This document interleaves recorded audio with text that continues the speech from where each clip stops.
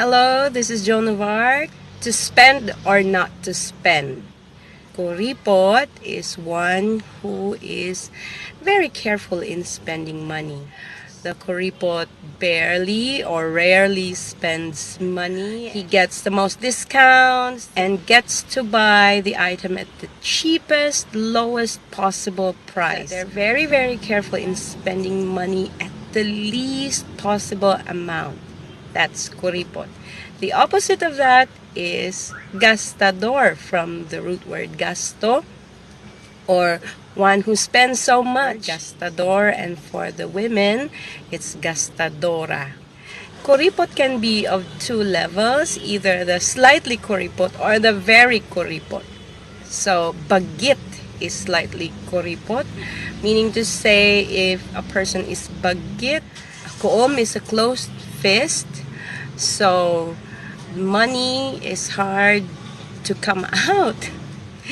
And it's also a cute way of describing the kuripot. It's not that bad. It's not really offensive. It depends upon the person who is accepting these words. Sometimes the kuripots are even proud that they are kuripot or bagit.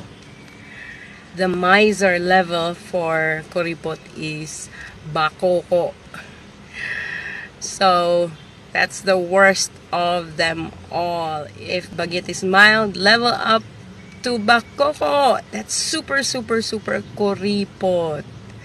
So the bakukô hardly spends money. Bakukô is usually derogatory. The opposite of that, gastadora also has several levels. Galante means generous. It's not that bad if you're being generous. So galante, you spend so much because you like to give, you like to spend. So that's galante. But the worst of this, level up gastadora or gastador, is buhahâ. It applies to both male and female, so it's buhahâ.